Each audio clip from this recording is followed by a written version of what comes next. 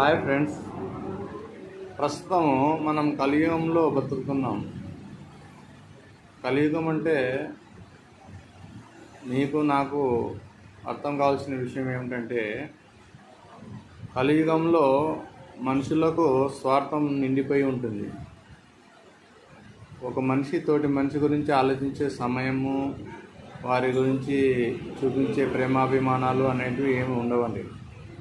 Only తన స్వార్థం కోసం మాత్రమే మనిషి బ్రతుకుతాడు. ఇలాంటి కలియుగంలో దేవుడు మనల్ని పుట్టించినందుకు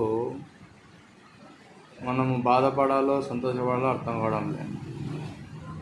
తోబుట్టువులు, బంధువులు, స్నేహితులు అనేవాళ్ళు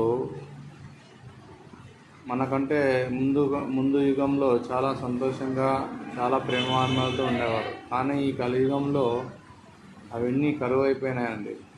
ఓన్లీ మనిషి తన కోసం తప్ప ఇతరుల కోసం ఆలోచించే సమయము, ప్రేమాభిమానాలు అనేటివి నశించిపోయాయి. కానీ ఒకటి మాత్రం వాస్తవం అండి, మనిషిగా గుర్తించబడాలంటే తోటి మనిషికి చేసే సేవ, సహాయ సహకారాలు, ప్రేమాభిమానాలు ఉంటేనే మనిషిగా గుర్తించబడతాడు తప్ప లేదంటే మనిషికి జంతువుకి తేడా అనేది ఉండదు. ఇప్పుడు మనం అర్థం చేసుకోవాలా, మనం మనిషిగా జీవించదలిచామా లేదంటే జంతువులుగా, మనిషి ఆకారంలో ఉండే జంతువులుగా ఉండదలిచామా అనేది మనం ఆలోచించుకోవాలి.